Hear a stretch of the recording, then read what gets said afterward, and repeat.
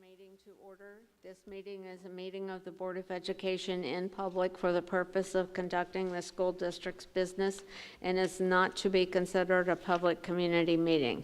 There is a time for public participation during the regular meeting. Roll call. Mrs. Wider. Here. Mr. Simons. Present. Mrs. Cleveland. Here. Mrs. Moore. Here. Mrs. Kessler. Here. Thank you. Next is approval and/or revision of the agenda. Oh, the pledge, I'm sorry. I pledge allegiance to the flag of the United States of America and to the republic for which it stands, one nation, under God, indivisible, with liberty and justice for all. Thank you. And now I'll try again. Approval and/or revision of the agenda. I move to approve the agenda as presented. Second. It has been moved. What's wrong? There is. Yeah, do that. That's right. Saying somebody else. I need to resend my. Second. Okay. Now you can go ahead. I don't even know what it is. Can you do it? I move that the consent agenda be revised to include the updated personnel report. Is that right? Yes. Okay. Second. It has been moved and seconded. Any discussion? Mrs. Petter? Mr. Simons. Yes. Mrs. Cleveland. Yes. Mrs. Moore. Yes. Mrs. Kessler. Yes. Mrs. Wider. Yes. Thank you. Recognition, or I'm sorry, inspirational message. Evendale Elementary. Send it as we get up. Let's do it.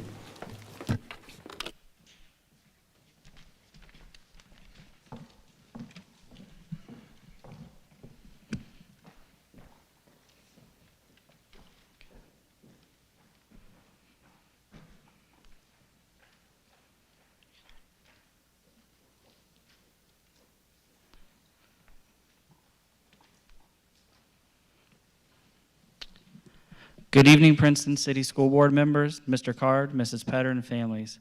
As we embark on another year of learning and growth, I'm excited to share Evendale's yearly theme, Inspire, Embrace the Journey. This theme reminds us that education is not just about reaching our destination, but about the incredible journey we take together. In the spirit of inspiration, our staff, family, and community are guiding our students and showing them that learning is an adventure filled with endless possibilities. Every day we have a chance to ignite curiosity, nurture creativity, and instill a lifelong love for learning. Together we can not only inspire our students, but we can see how they are able to step up to action by making their own marks.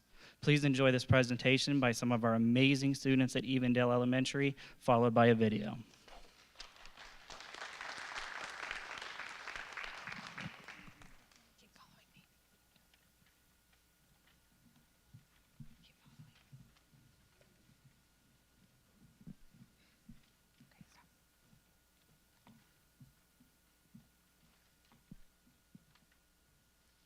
The students were tasked with answering one of two questions. Some of them answered both.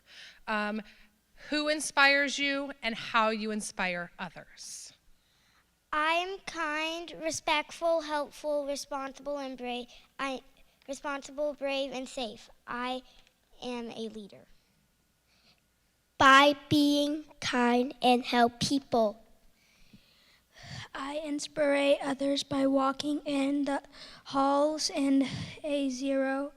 Also, I help others when they need it, and if they are hurt, if they fall on the ground. Next, I use my confidence to help others with some things that they have to do so they can get to do a game when they are done.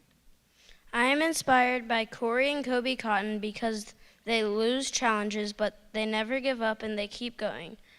I inspire others by being kind, helpful, and never giving up. I am inspired by my parents. I try to inspire others by being kind to others and following the rules even when others choose not to. The people who inspire me is my brothers, my dad, and the rest of my family. They inspire me because they teach me lots of things in life and how and what to do to solve problems and ways to help others when they need it. I inspire others by giving ideas and setting goals. These two things assist me in helping others because setting goals means that I will eventually most likely accomplish them. And once I do, people will want to try as well. Giving ideas helps people gain more ideas, so they give ideas to others. The people who inspire me are my teachers, my parents, and my friends. They help me learn things throughout my life. My teachers inspire me because they have patience and I want to be just like them. I inspire by being kind and a leader. I do this by picking up trash even if it's not mine and being quiet in the holes.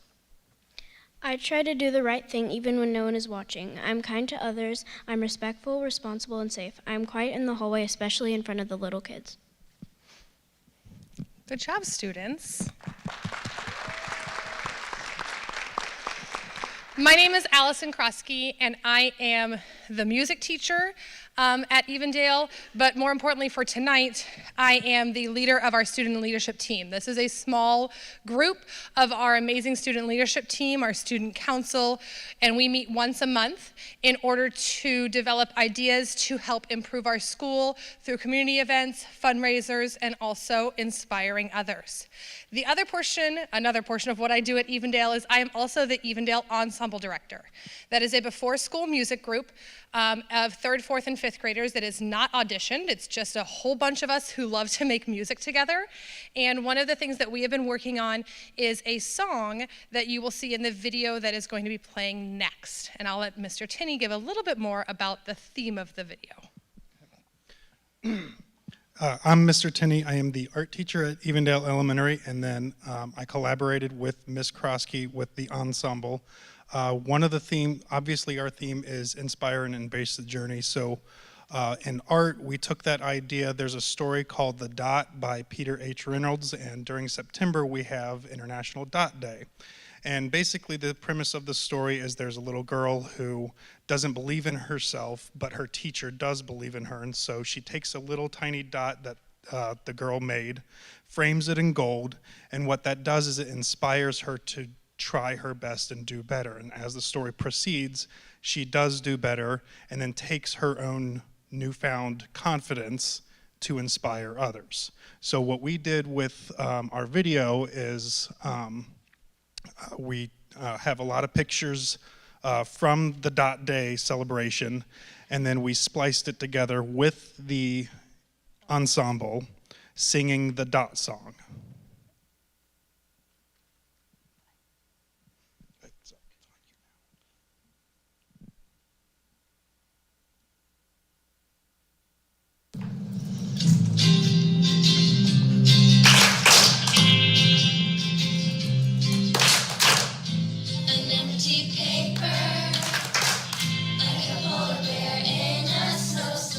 See where it takes you. See where it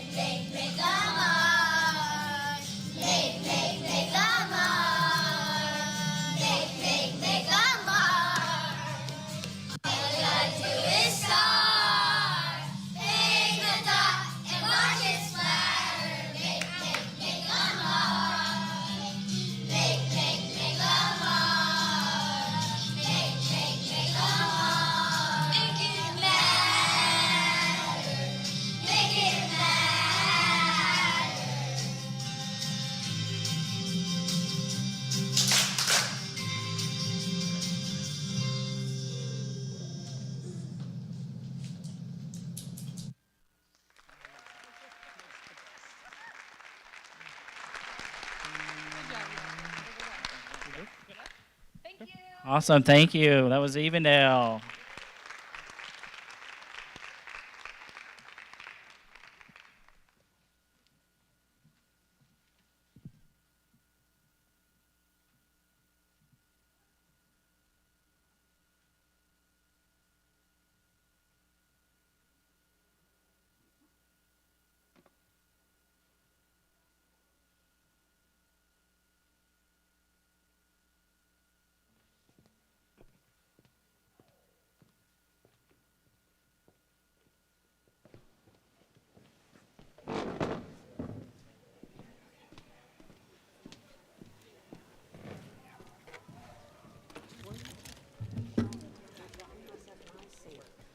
No, right now.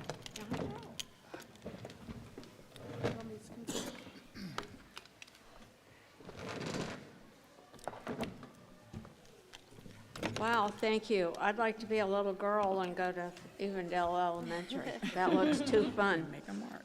But my little girl days are long gone. Next is recognition of visitors. Do we have any? None.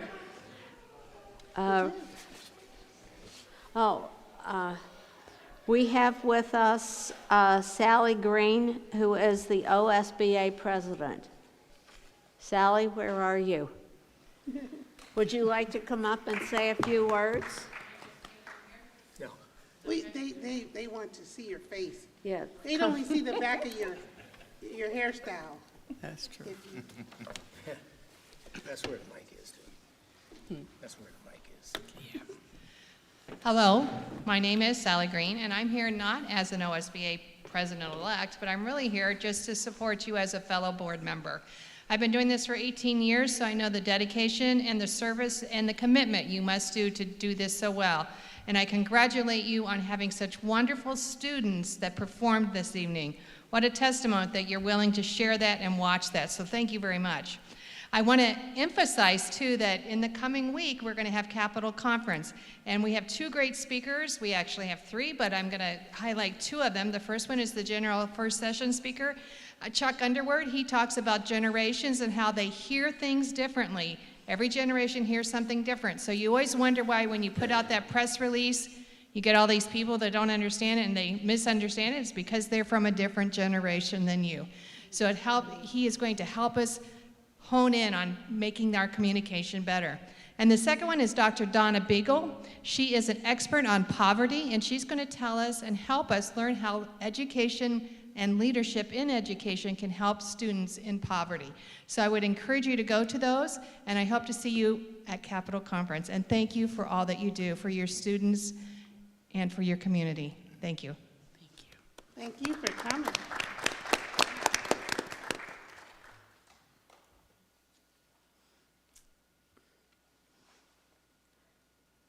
Next is a proclamation and appreciation of veterans.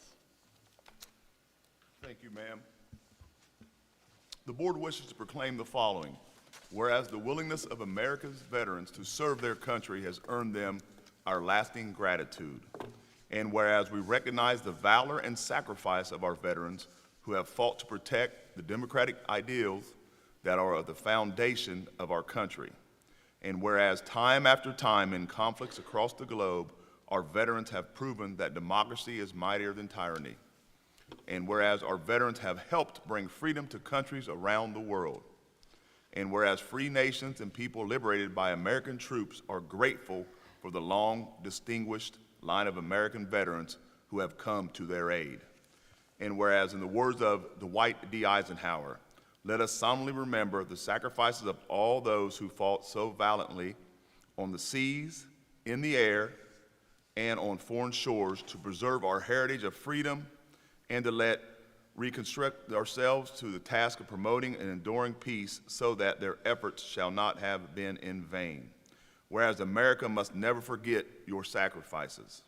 Now, therefore, be it proclaimed that Princeton City Schools recognizes the valor and sacrifice of all veterans, including those who reside in the Princeton communities and those that are in our employment, and extend to them our deepest gratitude for protecting our freedoms. Thank you. Next is a proclamation, observance of Inclusive Schools Week, December 4th through the 8th, 2023. Thank you.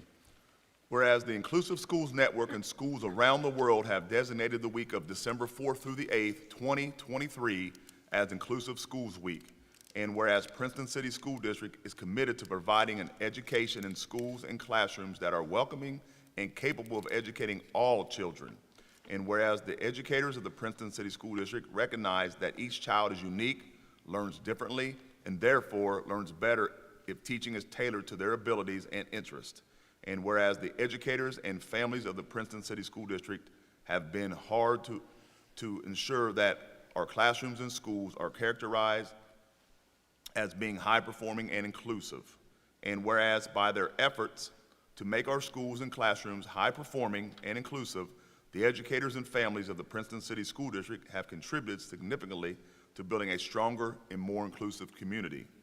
And whereas the educators and families of the Princeton City School District deserve to celebrate their successes and wish to reflect on how they might even further improve.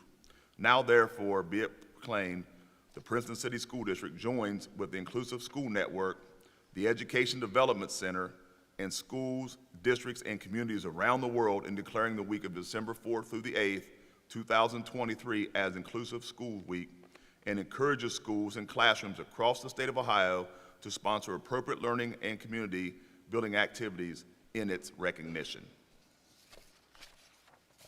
Wow, thank you. Next is recognition of Sharonville Elementary School first grade student Helena Cunningham. So I got to meet Helena a few weeks ago at Sharonville. Where's she at? I can't see her. She's hiding behind my TV. But Helena is a big little personality. So I want to read a little something about her. She made a lasting impression. Helena Cunningham, a first grader at Sharonville Elementary School, has been recognized as a hero for her remarkable actions during the recent medical emergency. The Hamilton County Communications Center, 911, and Sharonville emergency responders joined together to honor this young heroine for her bravery and quick response to help her mother, Jan Busher. The Hamilton County 911 dispatchers and first responders awarded Helena the 911 Kid Hero Award. Wow. You might have seen her on TV. Helena's actions also demonstrated the importance of emergency preparedness and the impact a child can have in saving lives. We are fortunate to have such a courageous and quick-thinking student like Helena in our school district. Her actions remind us that heroes can come in all sizes, and we are incredibly proud of her. Her actions have not only saved her mother's life, but have also touched the hearts of a entire community. Helena, would you come up?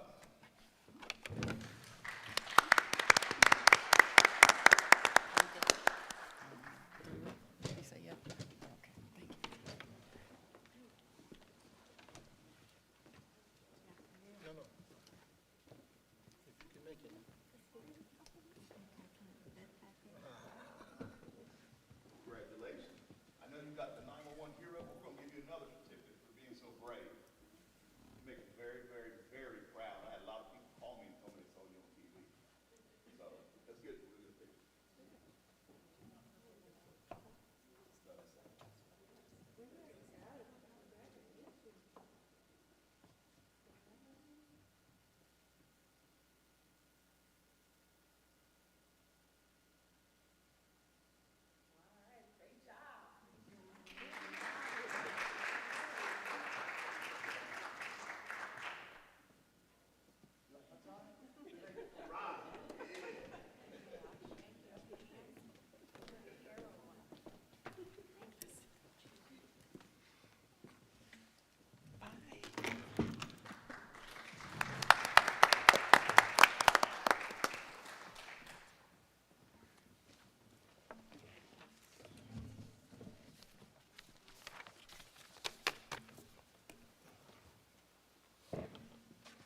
Next is the consent agenda.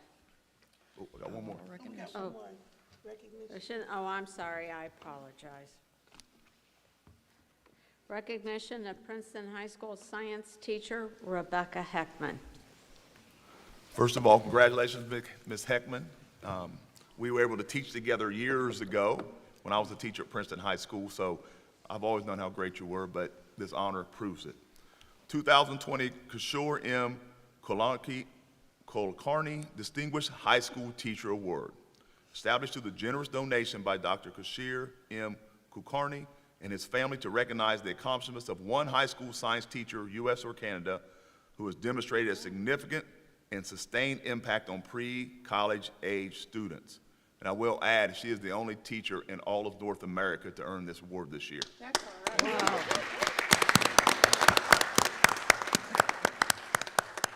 This monetary award was presented to Rebecca Heckman at the ASM Leadership Awards Luncheon on Monday, October 16th at the Huntington Place Convention Center in Detroit, Michigan.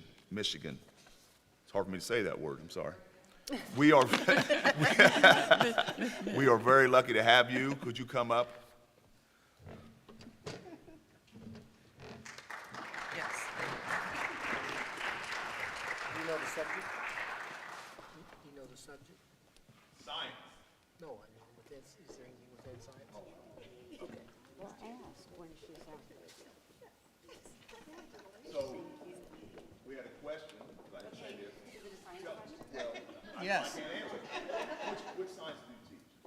Well, I'm certified to teach all of them, 7 through 12. Yes. But I currently teach biology. Biology.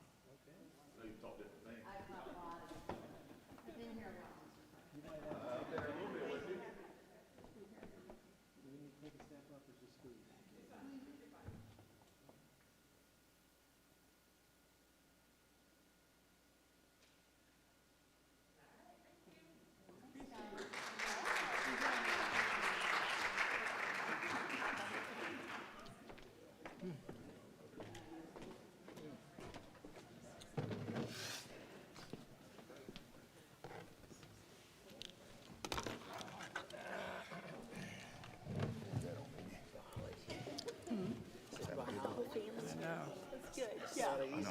It's not. But I don't think any science is actually easy. I'm not a science person, but I know a little bit about geography. North America, in all of North America. So That's that's huge. Canada, United States, okay. Mexico. Thank you, Gina. Mexico, is that North? Thank you. And a topic that's not. I'm very proud. That's great. Outstanding. Okay. Now, next is the consent agenda. I move to, oh no, that's not. Yeah, I move to approve the consent agenda as presented. Second. It has been moved and seconded. Is there any discussion? If not, Mrs. Petter? Mrs. Cleveland? Yes. Mrs. Moore? Yes. Mrs. Kessler? Yes. Mrs. Wider? Yes. Mr. Simons? Yes. Motion passes. Thank you. Next is the approval of the 5-year forecast. I move to approve the 5-year forecast as presented. Second. It has been moved and seconded. Is there any further discussion? Absolutely. We have a few slides to review. The board and administrators and others were at a work session a few weeks ago where we did go over a lot of details about the forecast, but we're going to do a few more publicly, and we'll go on to the next slide. This is not a slide I used the other night in the work session. This is one of the new slides we have in the forecasting tool. I usually have that one chart with the gray, light gray, dark gray, and the gold line. This is the exact same information. I think it's a little more user-friendly. So what we're seeing in that first chart are our revenues and expenditures. And what you can see is last year was the actual year, fiscal year 2023. And then we have this year, 2024, and 5 years of projection. So what you can see here then is the blue line is our revenues, and you'll see that the orangish line is our expenses. And as we've been talking about for a couple years now, our expenses are starting to exceed the amount of revenue we take in. And that That's okay for a little while. The other chart shows that cash balance. So that was the gold line in the old chart. And this shows how once you start spending more money than you're bringing in, you start eating into that cash balance. We did have, and still do today, have a healthy cash balance. So we can operate like this for a short term because of that healthy cash balance. But I really like the way this chart tells that story. Those last 2 years in the forecast, 27-28, we are out of compliance with board policy, so that's our project now this year and next year to fix that. So we have to get back in compliance with our cash policy. Next slide. This is the revenue chart. So that looked a little differently before too. I like this concise pie chart. It categorizes our revenues. The local is our real estate, public utility, property taxes. You know, we're going to argue about that orange slice with the state, but we now have a new category that was renamed state share of local taxes. That's our tangible personal property tax. That's the homestead and rollback. Those are those taxes that are being reimbursed by the state. Now, you know how we're all going to argue about tangible personal property tax. So we're going to say that was our money to begin with. So it's going to be a few more, another decade before we stop reliving that story here in Princeton. But that's that portion that is shrinking. We are in the phase out of that tangible personal property tax. So while we are seeing some increases, smaller increases for us in property tax, that valuation increase is not a huge impact at Princeton because we are not a 20 mil floor district. We will not see all that valuation growth. We are limited, or we only get the voted amount except for new construction. So we'll see some growth, but it's not going to be what you've been reading about at some other districts. The 20 mil floor districts will see an incredible amount of revenue increase. That is not Princeton. We're also going to see some nice growth in state property, or state revenue. So that formula that we've been capped for decades on also, we're going to see growth now because of the phase in. We have a new biennial budget, which phased in years 3 and 4. So that was a really good thing. Everybody's feeling very positive that hopefully 5 and 6 will come in the next biennial budget. And then we'll have a living, breathing, active formula that will hopefully grow as we need it with our student population, usually at Princeton.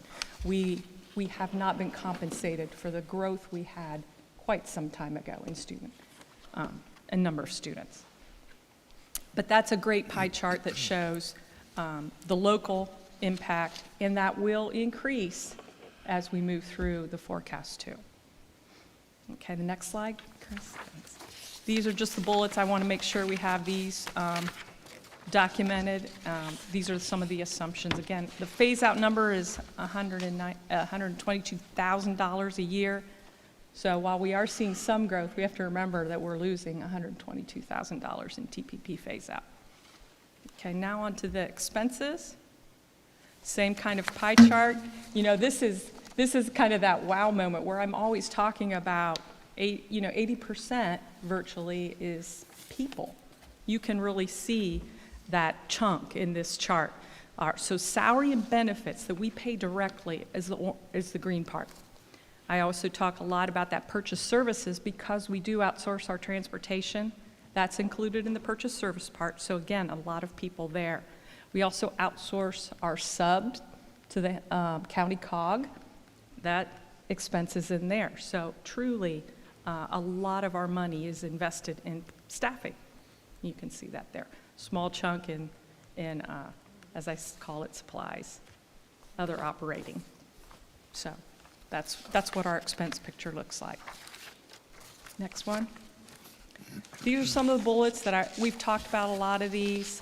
The increase we saw this year over last year in expenses had a lot to do with some of the money we saved the last 2 years in the ESSER, the pandemic funding. We had supplanted, i.e. we had moved some salary and benefits that had been paid in our general fund off to the grant. Those came back this year, so that's why you see a little blip up this year. We had 2 years that the general fund did save on those. We had a negotiated base increase this year that was larger than we have paid in the past, so that shows a little bit of a higher increase year over year. And then we had some ESSER positions that we added and that we did move into the general fund. So you see a larger than trend increase in our expenses, and these are the majority of the reason why. At this point, we have no plans to move any additional ESSER expenses into the general fund. That is, of course, up to possible change. We'll know more about that after the new year.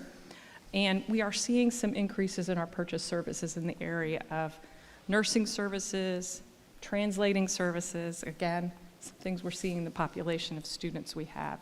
We had to move athletic training into the general fund this year, and some counseling services. Again, our population of students is costing us a little more money in some of these areas, and we have to account for that. We're working on a capital plan. That is not in this forecast. We will have that in the May forecast. The board has to do some work with the administration as we decide on some of these large expenses that will be coming down the pike in the next 5 to 10 years. So we'll have that ready for the May forecast.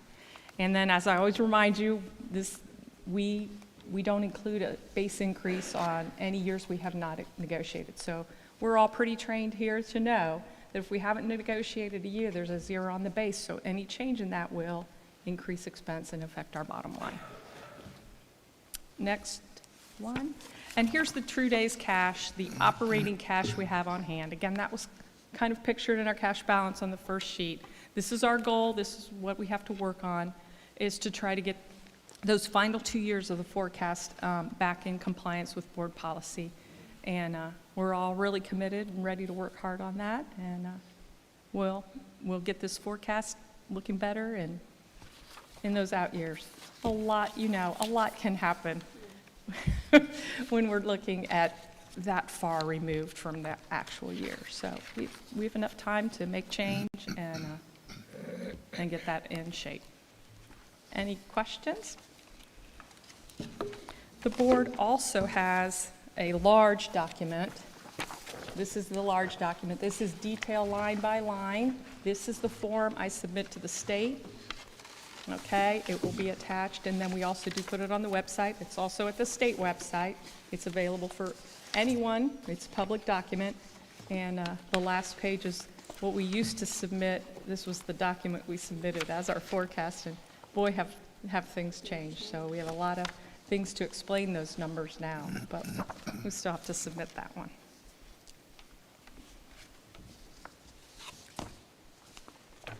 If you have any questions after you think about this when you get home, give me a call. Thank you. Any questions now? Not right now.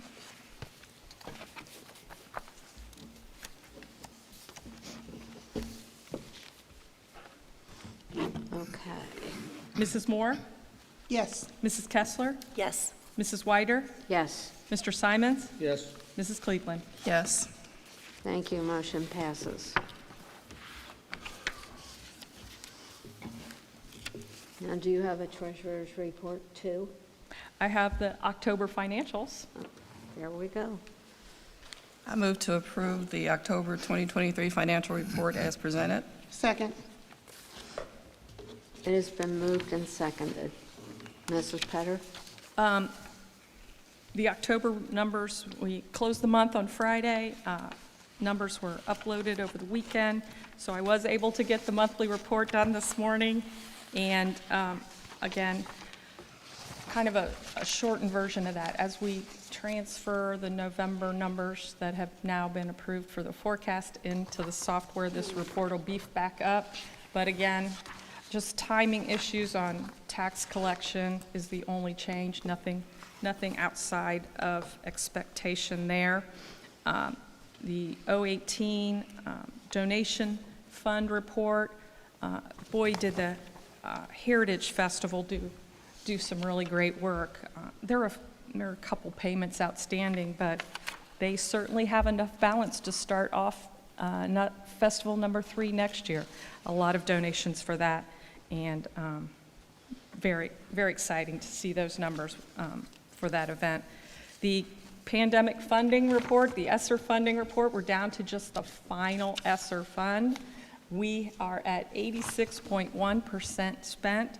The majority of the expenses left are salary and benefit, and we have until September 30th to finish that spend and report out those numbers. So that final pandemic money will be handled by the end of September. And that's the October report.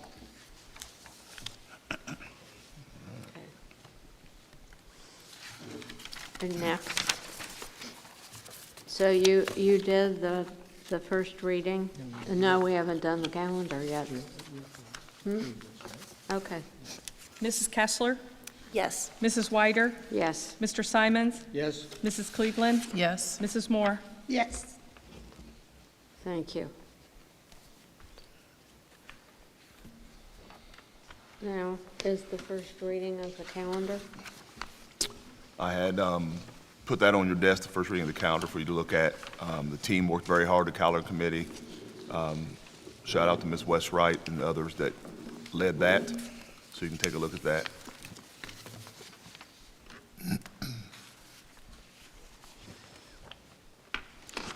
Any questions there?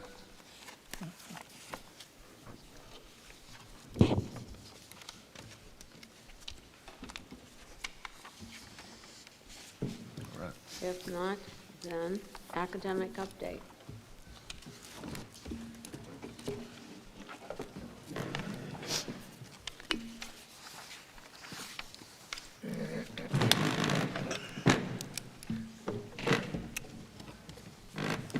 Good evening. Good evening. Good evening. You'll have to forgive me in advance. My brain thinks it's 8 p.m. and by this time I'm usually long Join in the the club. clothes and doing something comfy. So this evening, Student Services is here to talk to you about some updates from our team. I'm Patty Fong. I oversee the Welcome Center. I am the director of EMIS, and I'm also the district's McKinney-Vento homeless liaison. So I'll be speaking from that standpoint.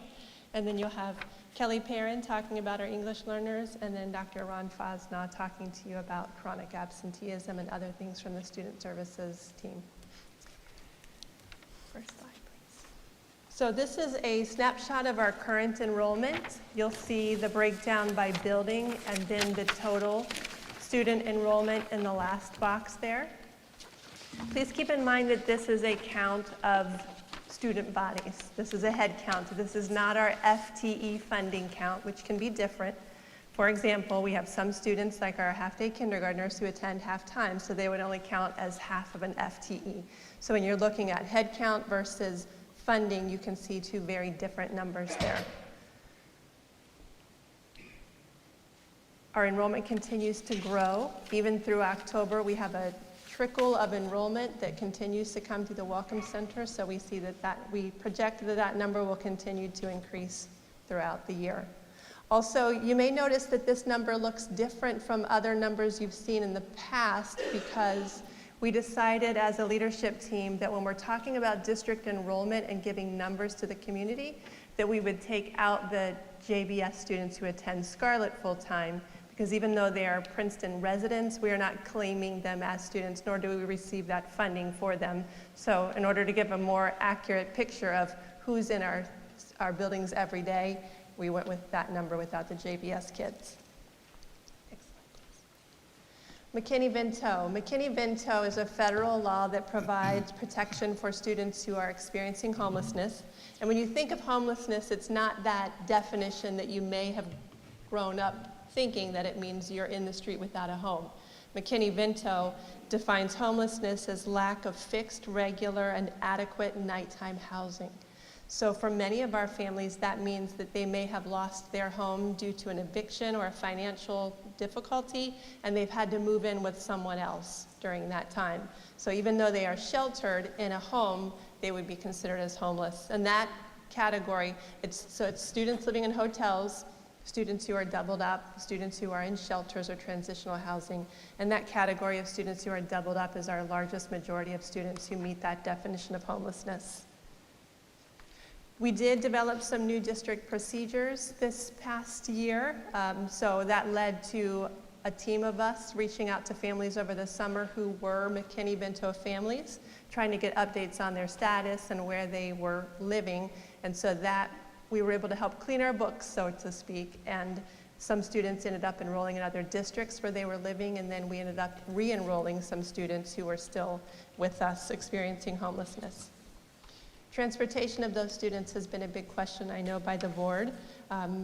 We do provide transportation to two groups of students. So if we have Princeton families who are seeking shelter in districts outside of Princeton, we provide transportation to get them back and forth to school each day.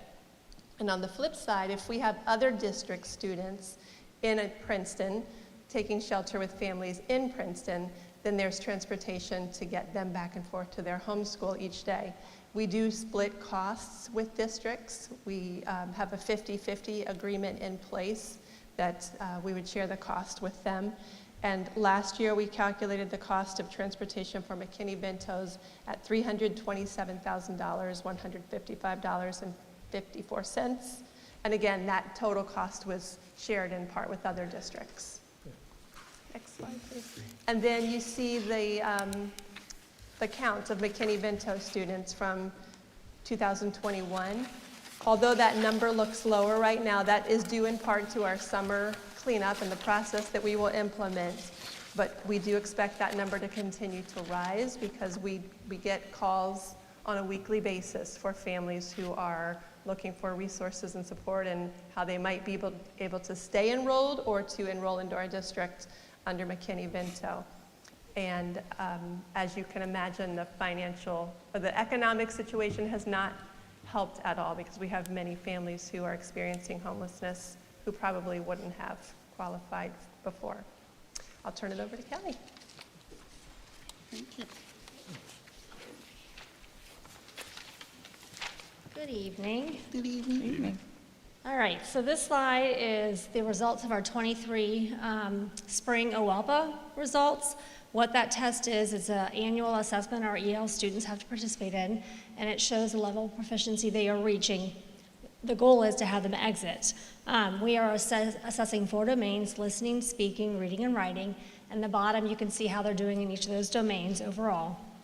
And then also by proficiency level. So 1 is emerging. The way OWELPA is scored, each domain has a 1 to 5, 1 being emerging and 5 being proficient, but the overall for OWELPA is a 1 to 3. So I broke down that middle section, 1 through 5. So you could see the 1, 2A, 2B, 2C, which is a level 2, which would be equivalent to 2, 3, and 4, and then 5 is proficient. You can see the number that we had screened, over 1,300. A big celebration here is that this is how our AMO, or not AMO, I'm sorry, the growth target is indicated for, or the growth percentage. We as a district earned 5 stars, so we did meet the growth target for our district at 47.7. The requirement was 46.6%, so we exceeded it, which is huge. Next year's growth target is 50.15%, so we're aiming to get to that and hopefully have above that percentage for next year. Another thing to note that on the star rating, it's either a 1 or a 5. You either meet your growth target or you don't. So it's not a 2, 3, or 4. We either meet it or we don't, and we did, like I said. So a huge celebration for our district in that area. Next slide. And again, looking at our numbers, I know you've seen an increase in our district in terms of EL students, and here is a graph showing you where we started in 2015 when I could track data back to. Since then, we have seen a 130% increase in EL students, identified EL students enrolling in the district, increasing over 14% just in 2 years. And alone from last year to this point, we are 5.5% higher than we were last year already, and we're only a few months into the school year, so we know that number's increasing rapidly. Next slide. Again, this is the current number of enrolled students we have in the district by building. We only have 1 building in the district that does not have any EL, so you won't see them listed there. But we are currently sitting at 23.88% EL, identified EL students in our district. That puts us number 1 in the state of Ohio in terms of EL percentages, and number 11 in the state in terms of total enrolled ELs in the district, or in the state of Ohio as well. So again, we are steadily creeping, creeping quickly up that scale. We currently have 1,462 students that are identified as EL in the district. We also have to monitor exited students for 4 years. So we have 355 students that are that are in their monitoring years. So years 1 through 3. Next slide. And then just an overview of some of the languages and stuff. We are over 50 languages that are represented in the district. A lot of those are dialectical languages, so you won't see them. They'll fall under different languages. And then we have some new languages that we've seen coming into the district recently, Ukrainian, and more Russian students coming in as well. And then nations, we have over 30 nations represented. Again, some more increases with Guatemalan students, and then Ukrainian and Venezuelan students coming in. And last to note that we have every populated continent represented here in Princeton, which is pretty fascinating, I think pretty cool. So, thank you. Turn it over to Dr. Fosno.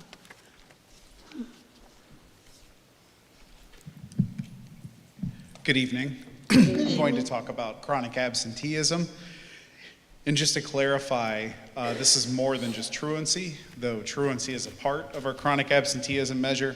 And this is something a lot of individuals in the district are working very hard to correct, to help support students, to help support families. Because as we know, we need students in seats so they can be successful and need them to show up to school. So just a little bit of background on how we determine the chronic absenteeism measure. This is included on the state report card in the gap closing section. So I'll go over last year's results in just a moment. But a student is considered chronically absent when absent more than 10% of the time.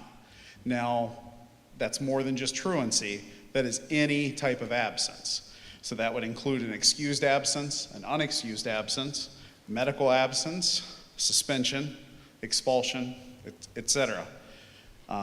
Students that are absent more than 10% of the time, and we measure that in hours. And that's fluid, that changes. A student that is on the chronically absent list can move off of the chronically absent list. Essentially, that threshold is if you look at a 180-day school year, if a student misses the equivalent of 18 days or more, they're chronically absent for the entire year. In this measure, that includes students in grades K through 5. Preschool students are not counted in the chronic absenteeism measure with ODE. This includes active students that we have attending our schools, inactive students, and also outplaced students that are receiving services elsewhere outside of the district. Our threshold for that is 100 hours. So if we have students that withdrew before they reached 100 hours of enrollment, they do not count in that measure. But if they've been with us for more than 100 hours, they are counted in that chronic absenteeism measure. We do look at student FTE as well, or full-time equivalent. For example, if a student is enrolled for only a quarter, when those numbers are passed over to the state at the end of the year in our reporting, that student counts as 0.25 FTE of a student. We also look at that with half-day kindergarten as well. Those students are considered 0.5 FTE. Like I said before, this counts on our gap closing measure on the report card, and I'm pleased to share that Princeton did meet this indicator as a district in 22 and 23. On the next slide, and it's a little bit small print, so hopefully you can see a little better in the printout. We did meet the indicator in 22-23 as a district. Our goal was 29%, and we were at 28.1%, and 7 of our 11 schools met that indicator. Now, to meet the indicator that you see on the next slide, there are 2 different pathways that a school or a district can meet the indicator. The state set a goal for this year, OD set a goal for this year of 18.3%. Last year it was 20.3%, and it will gradually reduce in the coming school years. So a school or a district can meet that by having a rate lower than 18.3, but understanding that some buildings are well above, there is an individualized building-specific goal that could be met as well. And that would reflect a 3% reduction in their rate from last year. So on this chart, if I were to report the numbers today to ODE, we would meet the indicator as a district, and 8 of our 11 buildings would meet the indicator as well. One positive from this is that many of the rates that you're seeing here for individual buildings are approximately 8 to 10% lower than where they were last year. So we've made some significant, I wouldn't say gains, some significant reductions in that rate, and we're working very closely with all buildings, but especially with those buildings that currently aren't meeting the mark. So on the last slide, we're reviewing just some things that we're doing internally to work on that. We know that it's a team effort. It involves instructors in the classroom, school counselors, parents, office staff members, attendance officers, administrators. Some things that we're doing internally, we did purchase attendance K-12 software starting for the school year, and that is used for communication purposes. So if we have a student that meets an internal threshold of hours absent, we communicate in multiple formats, not just a letter like we did in the past, but a letter, a text message, an email, phone call, multiple ways, and that's automated through this system. We've set our own internal thresholds of 20 hours, so a family is notified when their student hits 20 hours, 38 hours, 50 hours, and 65 hours. We hold absence intervention meetings with school counselors, administrators, and our attendance officers, not only to bring the amount of absences to the attention of the family and the student, but also to provide supports.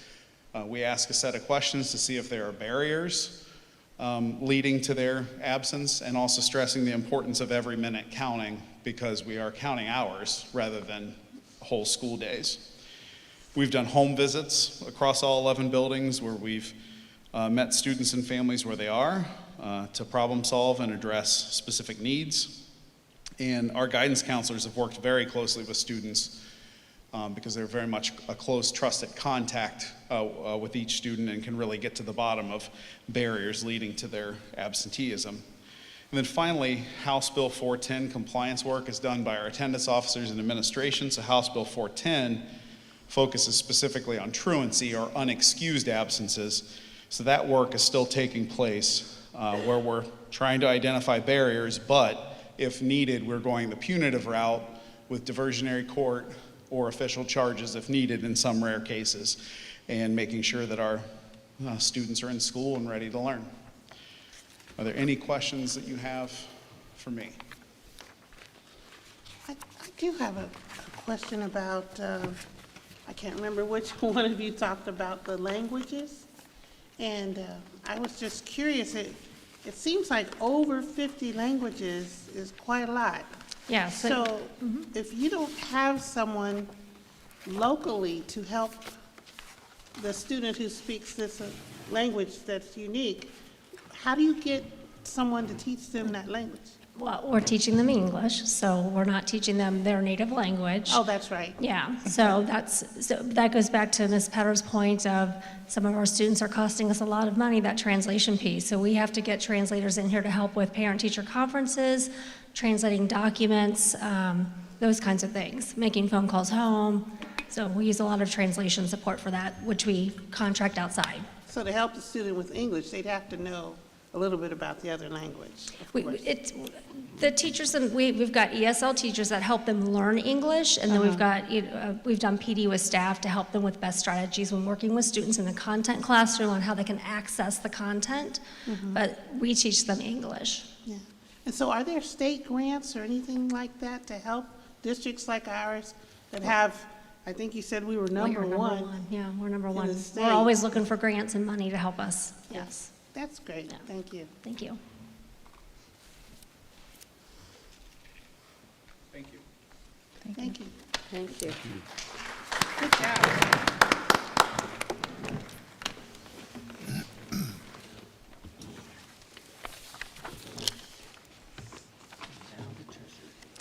And I myself would say a thank you to that group, because in the time I spend in the Princeton closet, I encounter many of those languages, and they all help me.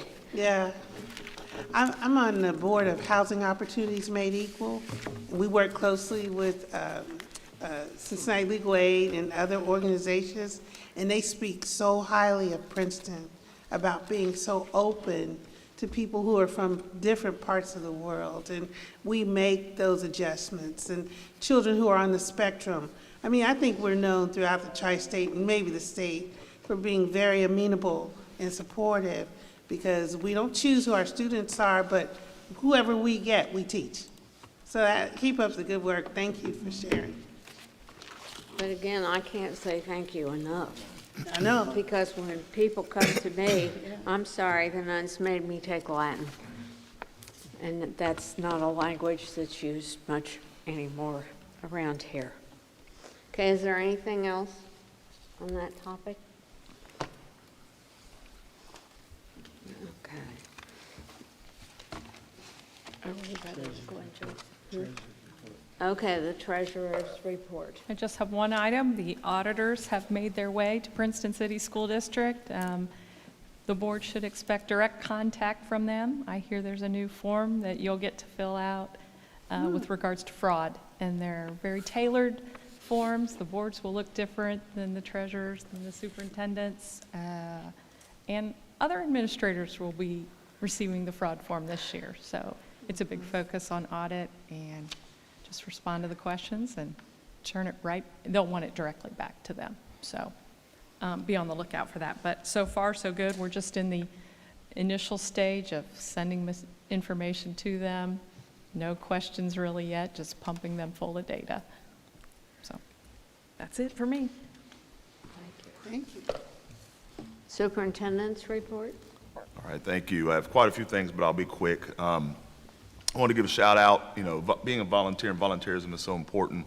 And our Princeton Key Club does a lot of that with Ms. Dana Zinnicker. She has about 79 members there. So I want to give her a shout out, and the kids for coordinating and going out, doing things in the community, which is so important and representing us well when they do that. And I'll flip with that. Our next business community partner breakfast is coming up next Thursday, the 16th, here at Viking Village, 8 to 9:30. So we'd love to have as many people here as we can have, and you can visit our website or contact Ms. Tanya Key to register. I think it's a win-win for our kids and for the community as they get to interact with businesses and learn about that. And I think it's great for the community to come in and see what great kids we have. We have wonderful kids, and it's a good way for them to interact. And then the Parent Academy, the next session starts tomorrow. It's held at Sharonville Elementary. And what that is a free 5-week program that helps parents connect, learn about school expectations, experiences, and become a parent leader. So if you're interested in that, you can talk to Ms. Perrin, who presented, or Ms. Anna Martinez. So those are some things coming up. And then this week, really excited about our Veterans Day program will be this Wednesday, which is November 8th, 7 p.m., right in here in Matthews Auditorium. We're giving our 120th diploma to a Marine Vietnam vet who didn't get his diploma, Mr. Hill. So we're excited about that we're able to do that. And I always thought those were honorary, and I was corrected that they're not. The state of Ohio does those, so they're not honorary. So that's a really neat thing that we do here at Princeton. Also, last Wednesday I went to, AI is a big topic in the world, but in education. So I went to High Ames, Harnessing the Power of AI last Wednesday downtown. Pretty unique things that are coming up. And I know sometimes with education, we're a little scared of AI and kids are doing this, are they cheating or whatever the case may be. It's here. So we need to find ways to use it for the better of our kids. It's not going away. And I learned some things, a couple websites I learned about that are very beneficial to me at this point. So there's some really good things. So we're just trying to learn more and more about that so we can help our kids use it the correct way. We had our HBCU virtual tour last week. I mentioned that last meeting. I want to give a shout out to Ms. Cleveland, who brought that to us, and Al Long. It was Thursday and Friday. We had about 45 kids in the Viking room down the hall there. And then we had 2 classes full that were streaming it in their classrooms. And what that is, we had 5 universities, 8 historically black college universities each day.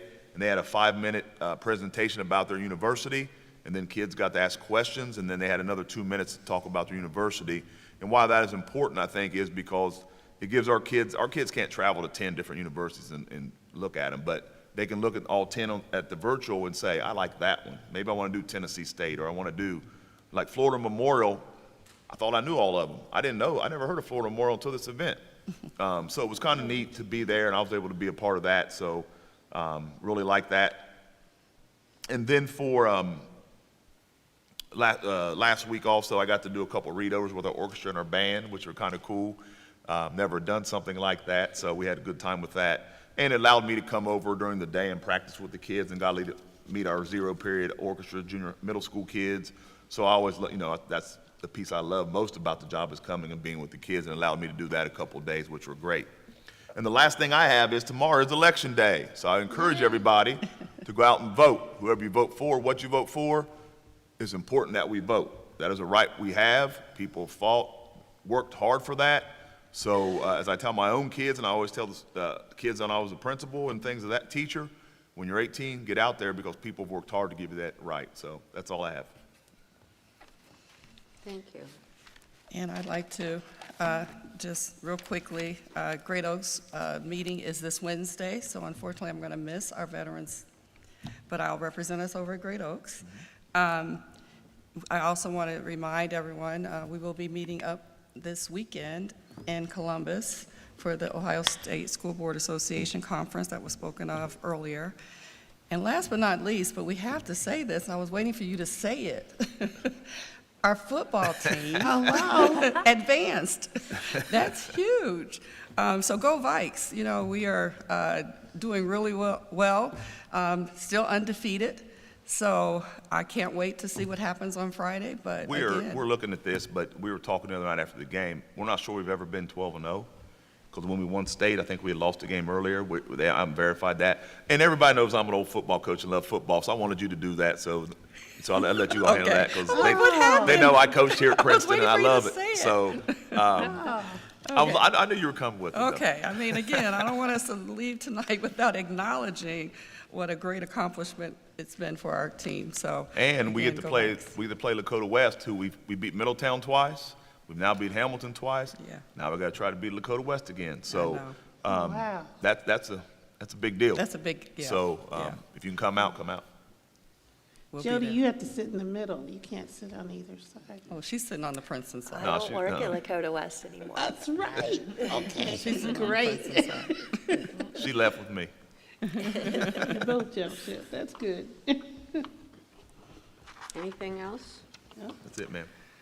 If not, I move that we go to executive session to discuss under sections 121.22 G1 to consider the employment of a public official and 3 of the Ohio Revised Code. Second. It's been moved and seconded. Mrs. Petter? Mrs. Weider? Yes. Mr. Simons? Yes. Mrs. Cleveland? Yes. Mrs. Moore? Yes. Mrs. Kessler? Yes. Will there be any action after? There will be no action after, will there, Mrs. Petter? No. Okay. No action after.